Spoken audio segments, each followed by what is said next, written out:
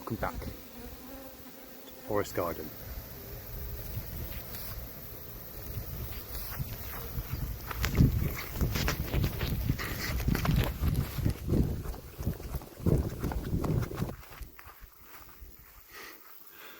I was foolish enough to think that the honeybees in that last shot over there had forgotten me since yesterday. However, I was wrong, and I got a little bit too close, and they were giving me warning diving bombs before bringing on the full assault. I'll tell you a little more about them in a minute. It's Monday today, 25th of July, and yesterday, Sunday, was a very interesting day. It started with my stepfather Murray coming up in the morning to help me start to resurrect the greenhouse. It is a beautiful, crisp, late autumn, early winter day here in the forest garden. And I've come back here to salvage any produce I can and any plants from the collapsed geodome that collapsed last month. It was -5 degrees centigrade here last night, and a lot of those tropical tender specimens have wilted. And at the moment, I've just come to see if I can salvage any produce. I was thinking of starting with the lemon trees that still have quite a few lemons on. Turmeric's not doing so well. I think that ginger over there, some of that will still be okay. It was his possibly genius idea to use old, well not old, but leftover underfloor heating pipes to loop over the old hole where the geodome was and drill holes in the wooden frame around the greenhouse and push them through to make arcs, and then cable tie those arcs together. And we've started doing that, and the idea is that then we'll pull the remaining plastic that I managed to rescue from the last geodome that collapsed over the greenhouse, making an almost free, strong greenhouse in its new incarnation.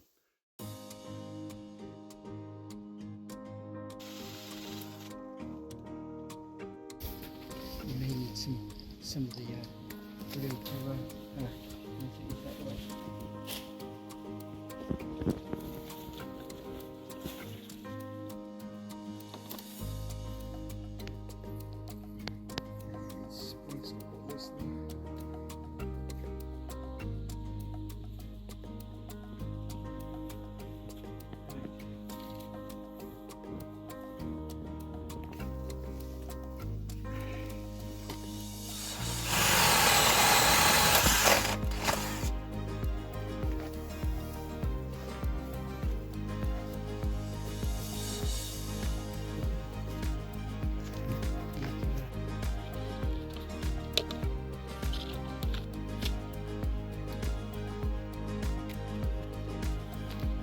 Difficult to do one-handed, isn't it?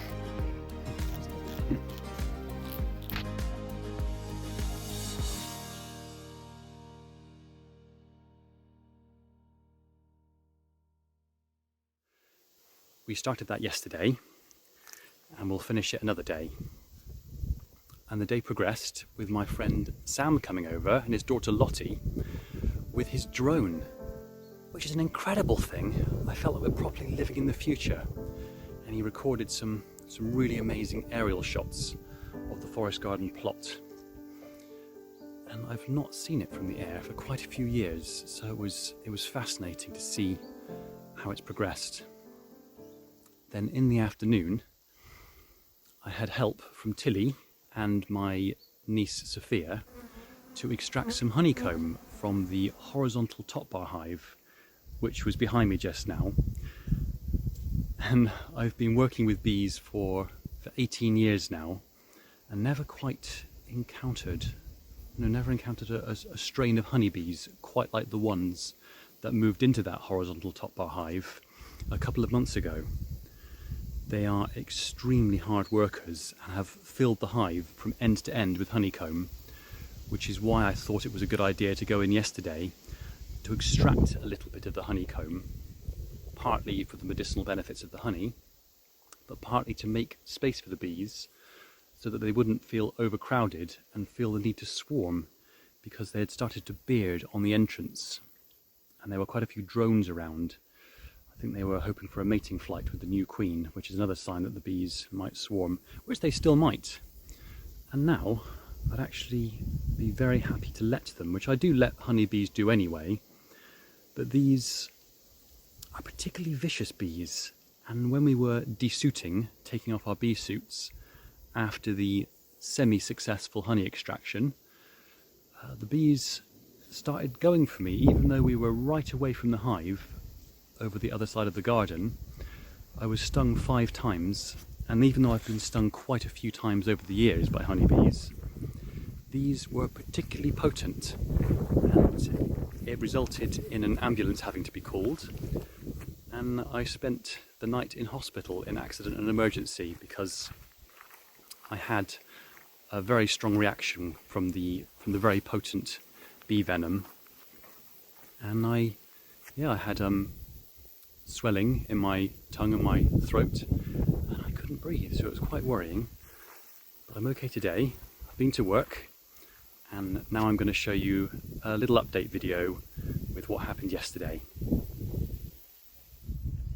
Hello, welcome back to the forest garden. This afternoon, being a Sunday, the rain has finally stopped, hopefully for long enough to have a look at the horizontal top bar hive behind us, where, done so well since they moved in 2 months ago, they have a thing with honeycomb, and they're actually thinking about swarming. They're thinking about moving on.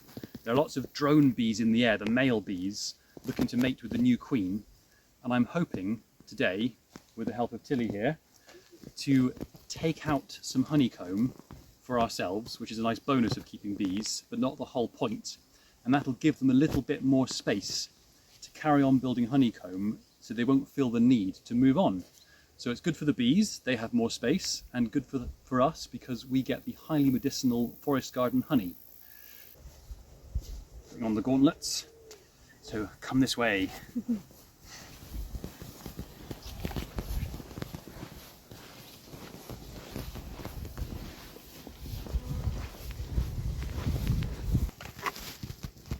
There are quite a few styles of hives around the garden here. There's a Warre hive and a national hive and a Siberian style log hive just here. That is far more popular with hornets than it is with honeybees, unfortunately, but it's a good wildlife habitat, and sometimes birds make nests in it. This is my favourite hive for what I call balanced beekeeping.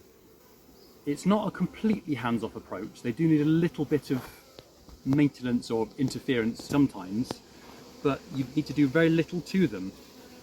And unlike the vertical hives, this one's horizontal, as the name suggests. So they build the comb sideways rather than up and down throughout the hive. These weights are on top because when it's very, very windy, the lid can flip off, which isn't very nice for the bees.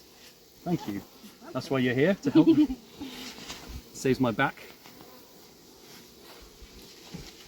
Now that it's a sunny afternoon, the bees are taking this narrow opportunity to collect as much nectar and pollen as they can, because they've been housebound for a few days. It's been so wet. So they're really, really active. So it's not the ideal time to open them, really, because they're so busy. But then also, if the weather was cold and wet, we wouldn't want to open them anyway, because then all the heat and atmosphere of the hive would be lost and it would be detrimental to them. I haven't opened them since there were different bees in here about 2 years ago. There are probably lots of spiders. Yeah, some cave spiders. Delicious. Huge spider on the inside. Yeah, leave them there. Cute.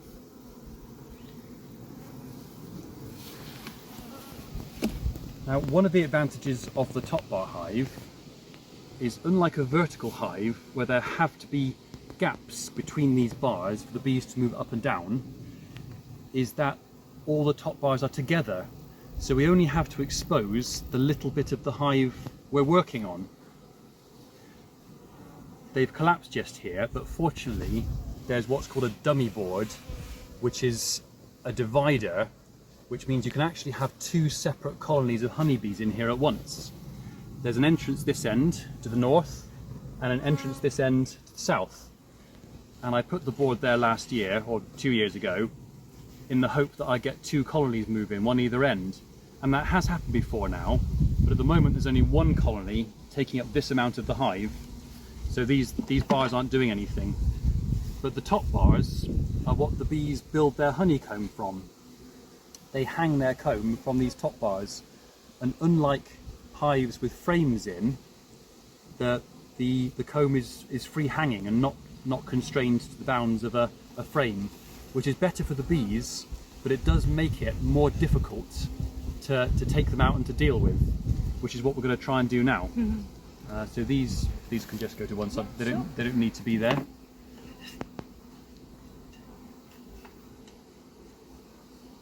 I have noticed there are actually some scout bees, perhaps from this colony, perhaps from one of the other bee colonies in the garden. They're checking out this entrance to see if it's a suitable place to make a home. And you can tell they're scout bees because they don't behave like foraging bees. They sort of go in and out and they measure all the gaps. You can see them going in and out and exploring all the crevices to see if it's a good place to bring the rest. You can see this is an empty place ready for a swarm, and there's a dummy board somewhere down here. You can see this dummy board, that's it, that's the dummy board. That delineates the end of the colony. So if we were to take that board out, all the bees would come out into here.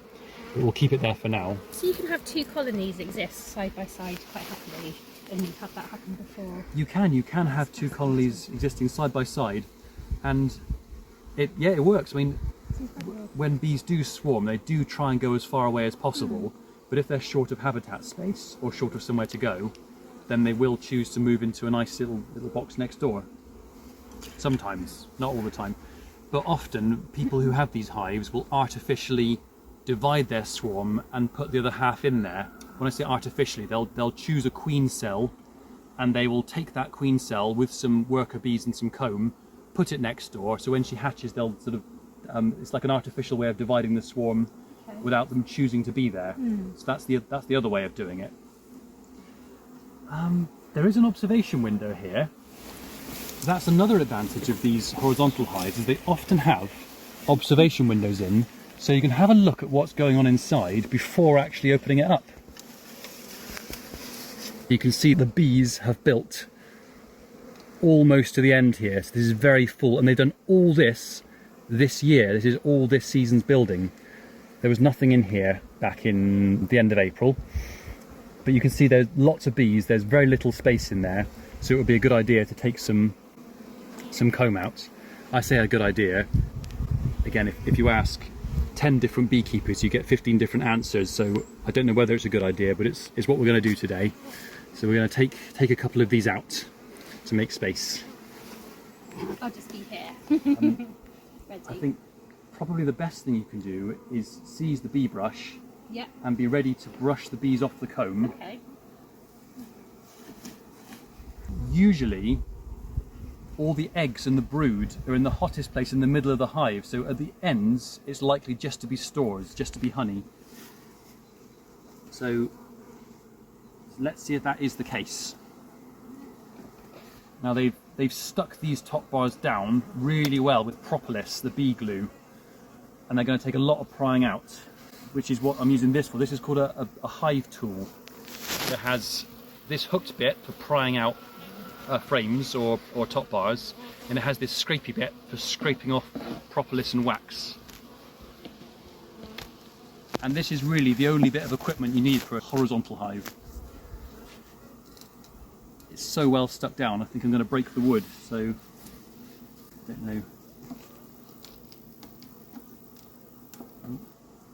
There are two coming out together. It's not really what you want. Oh. They've realised something's going on. Yeah. This is where I should have perhaps fired up the smoker to calm them down. Can you see the smoker over there? That's what many beekeepers use. and I'm thinking perhaps I should have used it. But as long as we're gentle and our intentions are good, they shouldn't bother us too much. Oh, we've got 2 lots here. Slow movements, easy breaths. This is very heavy.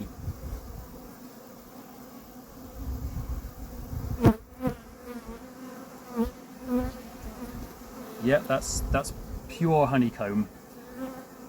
They haven't filled it this side. That's still empty, ready to be filled, but they have filled it this side. So I'm going to try and cut off one of these combs and put it in a tub. But before we do that, we need to brush the bees off. Just gently? Just gently brush the bees off. Back into the hive. It's a very soft brush, you won't hurt them.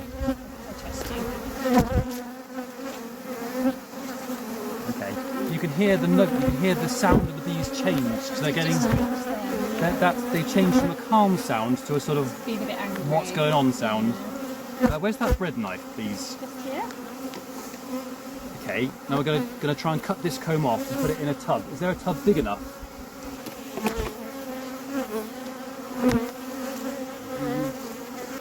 I don't reckon that's worth taking. They're still filling that one up, so I'm going to put this back. Do you want to see what you can do with the bread knife and cutting it up to put it in tubs? Whilst we've caused this much disturbance, I'm actually going to open up the next section and take another bar out to see what's on it. I think one of them is just wax without any honey in, isn't it? Yeah, there's some honey in that one. Okay, alright girls, I'm sorry girls. We're sorry. Yeah, this is quite a full one.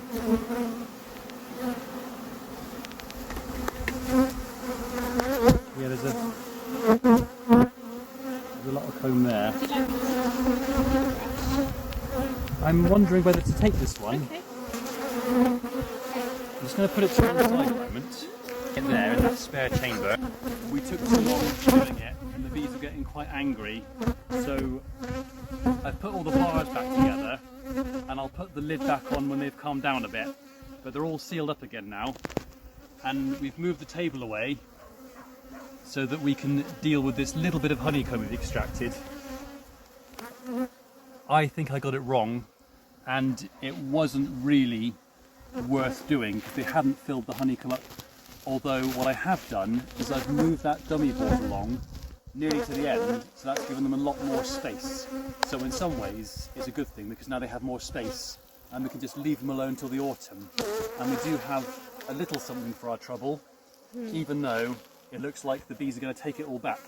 So we need to brush the bees off of this. That was going to be my question actually. If we left this long enough, would they eventually take it all back to the hive? They absolutely would, yeah. If we left it here, they would know where it was and they'd take it all back, and also other bees from other hives would come to rob it as well and take it back to their hives, and they'd be fighting. Yeah. There wasn't quite as much comb to deal with as I thought, so it's but hopefully it's been an interesting video Really interesting for you to watch. And is that your first experience of beekeeping? I've never seen inside beehive before. That was fascinating. Yeah, I've never seen so many bees. It's incredible. Well, it's been like being thrown in at the deep end. Yeah, definitely. Like, here's a beehive, bees in your face. Sweeps and bees, yeah. Yeah. Well, it's not quite finished yet because we need to get this in the Tupperware tubs for our medicinal consumption at a later date, and try and get these worker girls to return home without taking too much honey with them. And can I just ask, all the bees on the side of the hive there, is that normal, or is that are they just out collecting honey doing their business, or is that a sign that they're overcrowded? All the bees around the entrance, that's what's called bearding, where they form like a beard of bees, and there could be a number of reasons for that. It could be that the hive is too hot and they're overheating, which is unlikely on a day like today, or it could be a sign of overcrowding, you're right, which means they're likely to swarm, which is what I thought it was. So I thought if they're hanging around the entrance, all excited, too many bees in there, they're likely to swarm, which I think is the greatest possibility. And there are other reasons, but I'm not going to say what they are because I might get it wrong. And as I said, I don't know everything, but yeah, it's possible they're about to swarm. Okay. Any more questions before we finish the I think those are all my questions. Thank you. It's been fascinating. Okay, well, thank you, and bye for now. Bye. If you were hoping to see some bee stinging action at the end of the video, I'm sorry to disappoint you, but I didn't include it because the camera had finished recording at that point.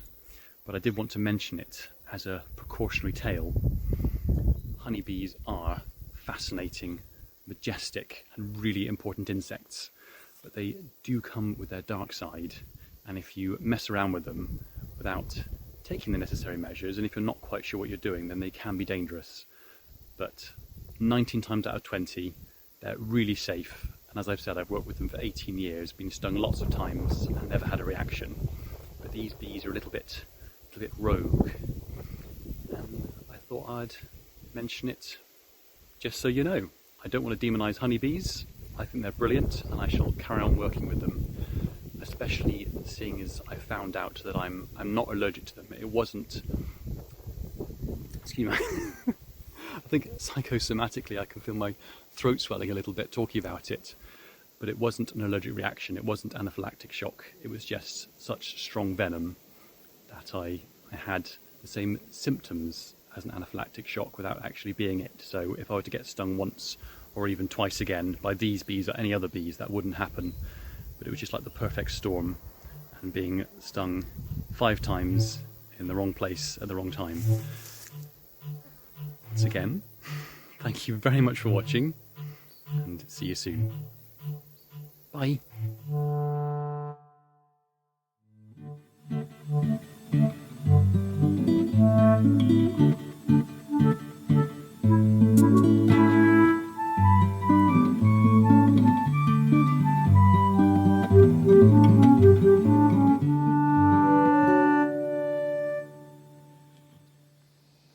On reflection, I wasn't working with the bees quite as consciously as I normally would. I didn't welcome them to the garden when they first turned up, and I didn't forewarn them or tell them about what I was going to do when opening up the hive. And that was probably a contributory factor as to why they behaved the way they did.